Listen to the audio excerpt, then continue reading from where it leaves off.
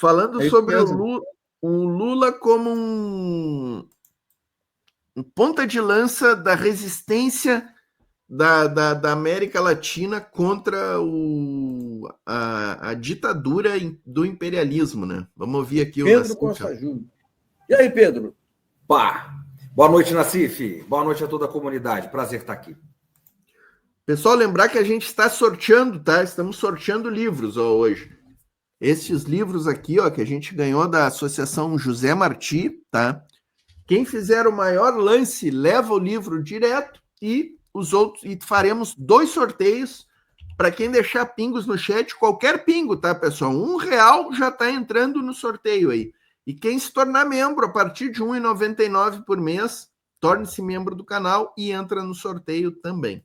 América Latina unida jamais será vencida? É uma pátria grande, né, Nassif? Opa, grande. O Nassif, o Lula tá lá. Deixa eu só pegar uma coisa que você falou no editorial aí, enfim, na primeira parte, muito importante, né, Nassif? Que é o que o Lula está se mobilizando lá, né? Essa guerra ao Brasil também, que são esses tarifaços, né? O que você está chamando de guerra aqui, são esse tarifaço absurdo ao Brasil, de 50%, e que também é uma ameaça ao Chile. A ameaça ao Chile é uma ameaça ao cobre do Chile. Sim. O Chile é o maior produtor de cobre do mundo e a maior parte do cobre exportado no Chile hoje já vai para a China, não é mais para os Estados Unidos. Mas, mesmo assim, uma tarifa sobre o cobre que é exportado para os Estados Unidos teria um efeito na economia chilena e na própria sociabilidade chilena muito forte. Então, eles estão alinhados ali, né? O presidente Petro também, na Colômbia, que são esquerdas diferentes, né? Digamos, são tons de esquerdas diferentes, né? O Petro é um tipo de esquerda, o Boric é outro tipo de esquerda, o presidente Lula é outro tipo, né?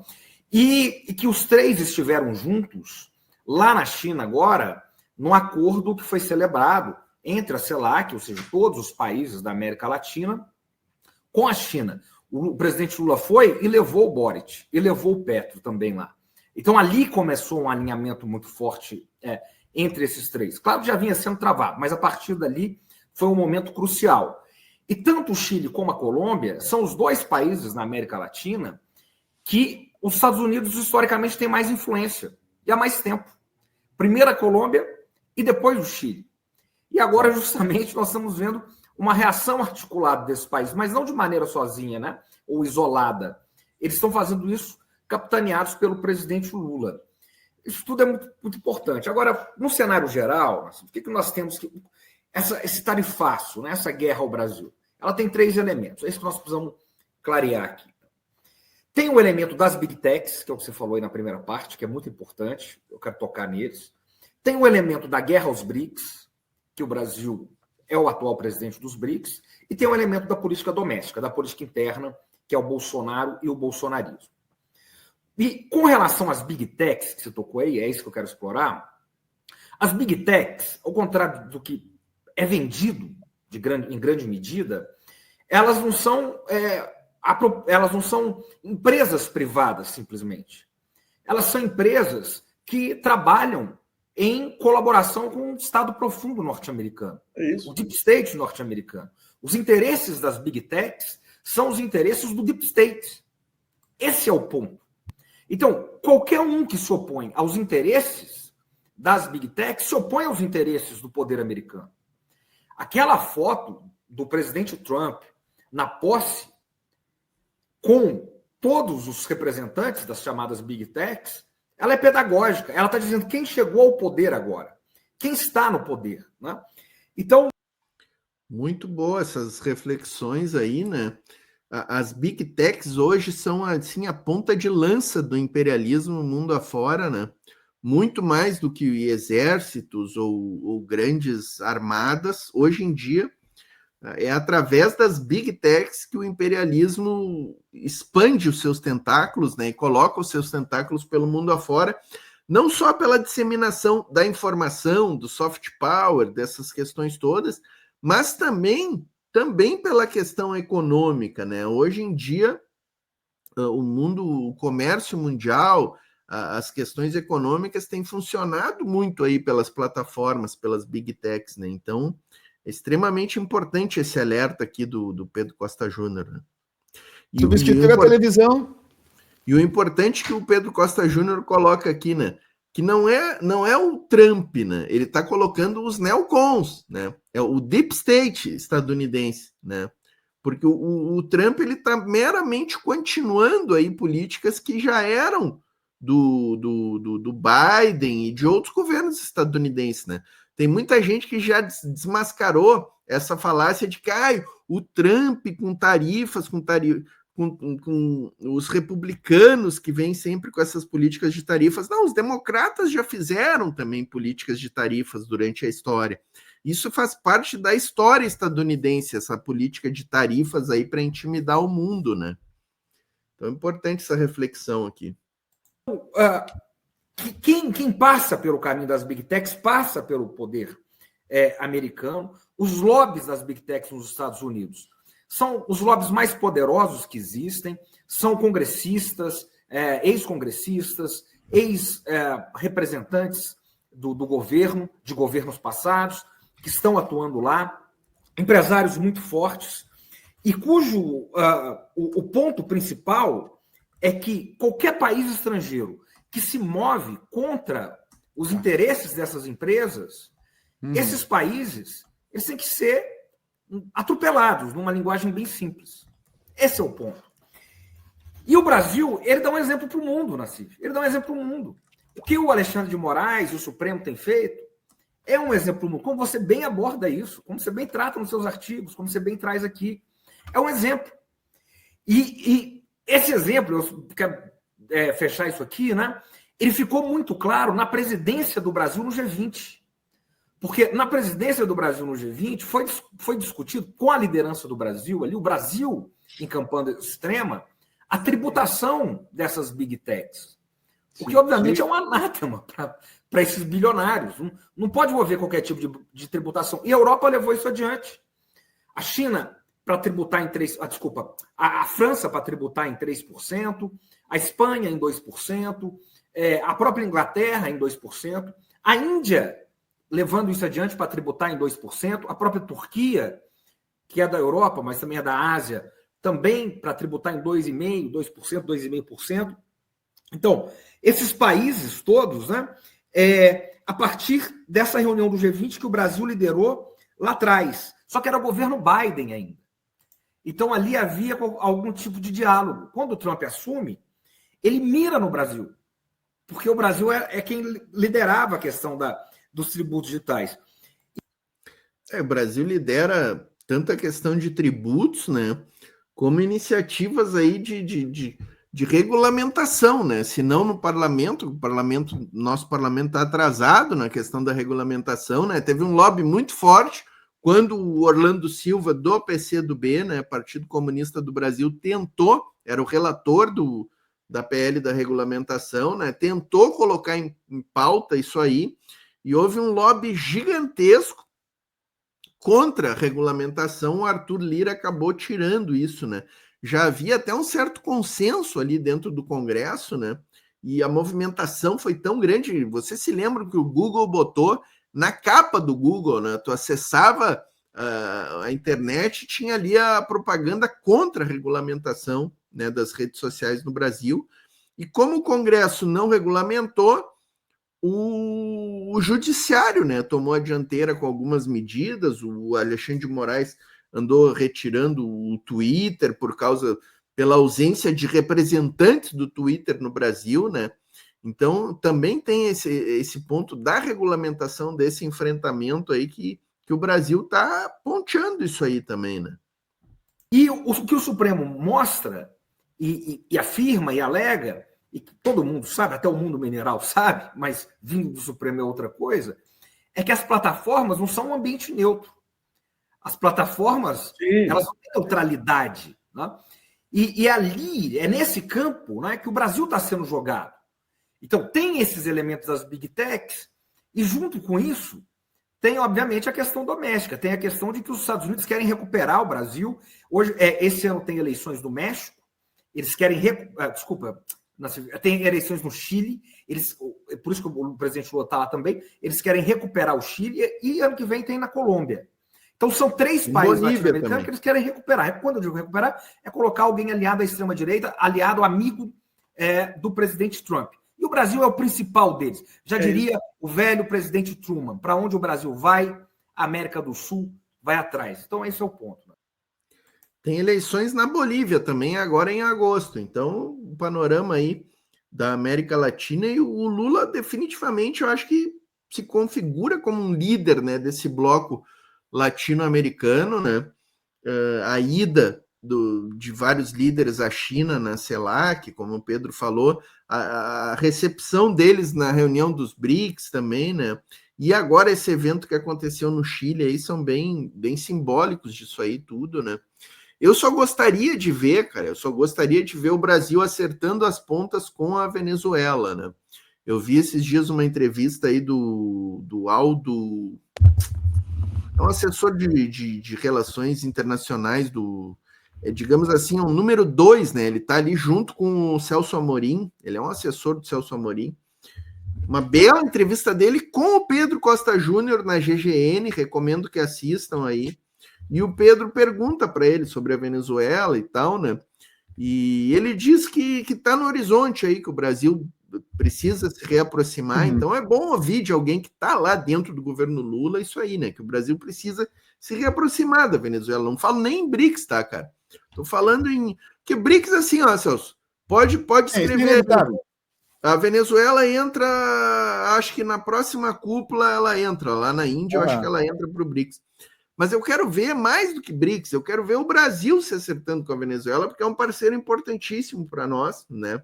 E a Venezuela deveria estar nesses movimentos aí que a gente está fazendo. Pô, fizemos uma reunião aí com Chile, com Uruguai, né?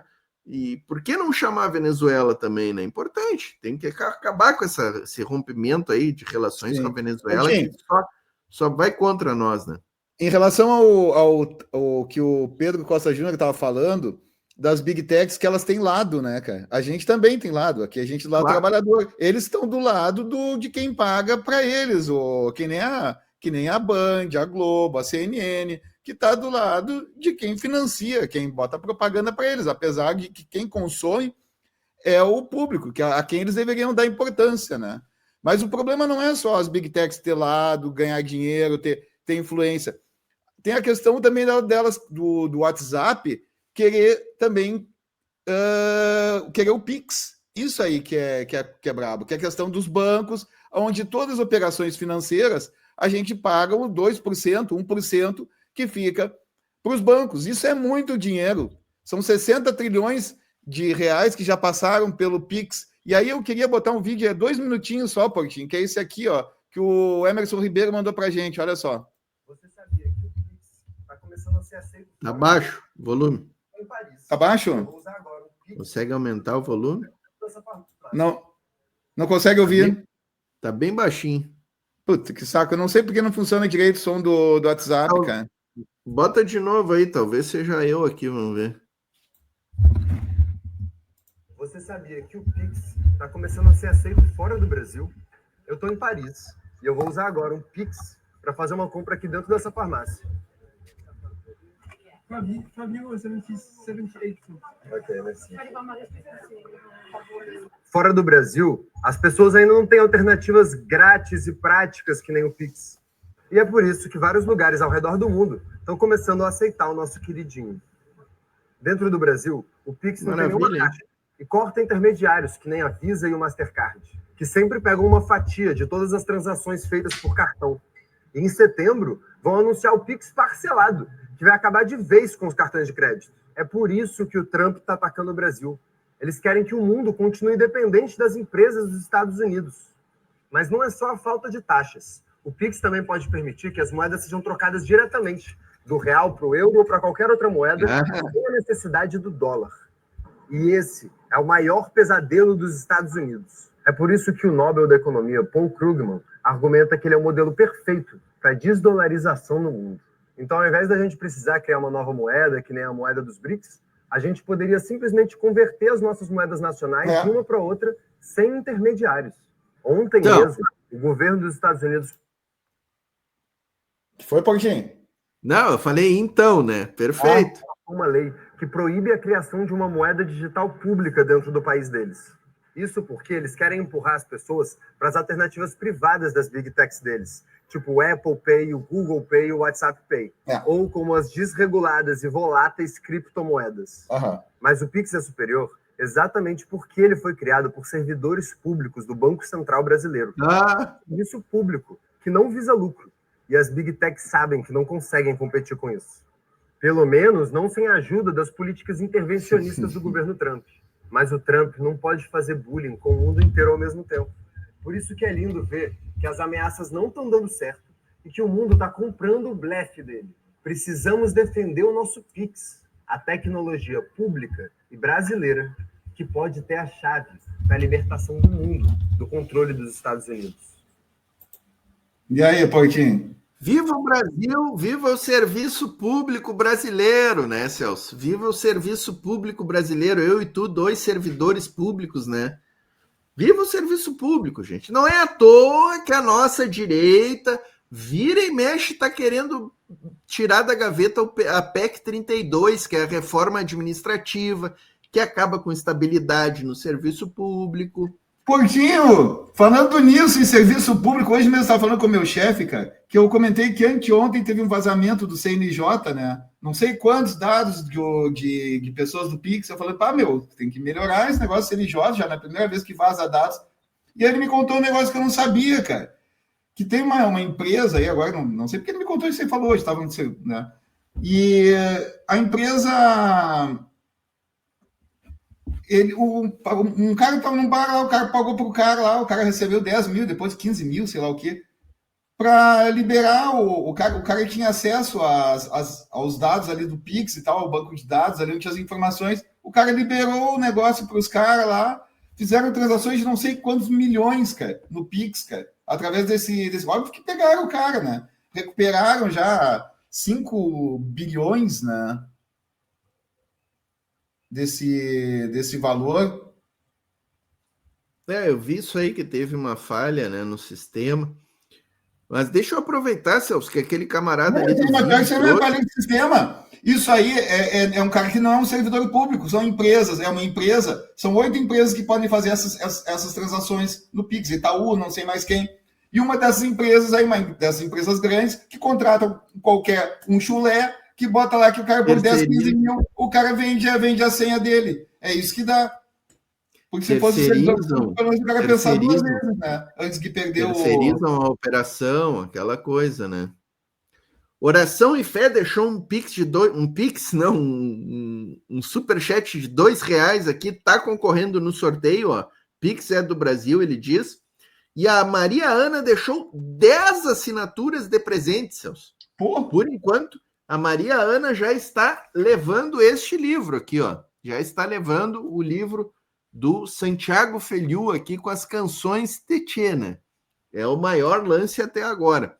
Mas deixa eu aproveitar, Celso, que o camarada ali falou no Paul Krugman, né? Que o Paul Krugman teria falado sobre o Pix.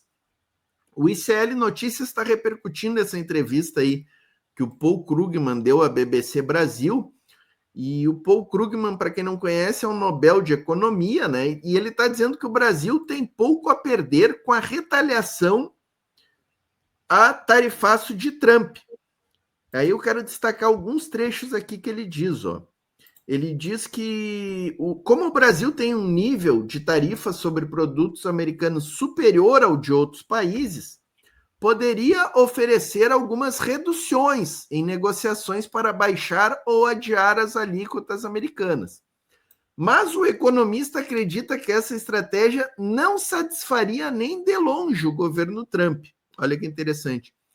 Diante disso, a melhor alternativa, segundo ele, seria retalhar, o que poderia produzir resultados para o Brasil ao longo prazo. Aí, entre aspas, o que ele diz, ó. Pode chegar um dia em que o Trump e as pessoas ao redor dele vejam a futilidade de tentar intimidar o Brasil. E a chegada dessa data pode ser acelerada com uma retaliação do Brasil. Interessante, né? Além disso, segundo Krugman, se o Brasil ceder, isso não satisfará o governo Trump, que tem adotado uma política comercial intimidatória e à margem de acordos internacionais. entre aspas, o que ele diz aqui, ó. A chance de Trump recuar é maior se o Brasil mostrar coragem e disposição para reagir. Então, interessante esse posicionamento do Krugman. Né? Exatamente. É o covarde, né, Portinho? É como o covarde age. Ele só vai para cima do fraco. Se o cara reage, ele vira amigo. Então tu é meu amigo, fortão, né? Exatamente. E também essa questão interessante que ele coloca, né?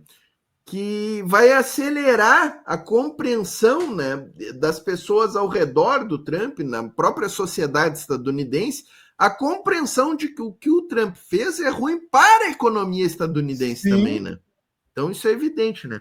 Sobre o PIX, Celso, sobre o PIX, Krugman critica a investigação do governo Trump contra o PIX. O economista elogiou o avanço tecnológico representado pela plataforma brasileira, que, segundo ele, superou as criptomoedas, o que as criptomoedas prometeram e nunca entregaram. Inclusão financeira e transações de baixo custo.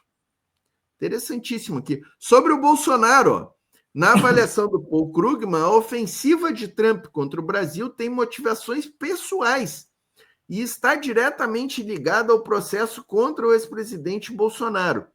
Do ponto de vista de Trump, isso é pessoal. Ele vê Bolsonaro como uma alma gêmea. Para Krugman, as ações de Trump violam compromissos multilaterais e enfraquecem a credibilidade dos Estados Unidos no cenário global. Ele alerta que, se as medidas autoritárias continuarem sendo normalizadas, o mundo pode assistir ao fim da democracia americana como se conhece. Só aqui que eu discordo do Krugman, né? Porque a democracia estadunidense é uma falácia das falácias, né?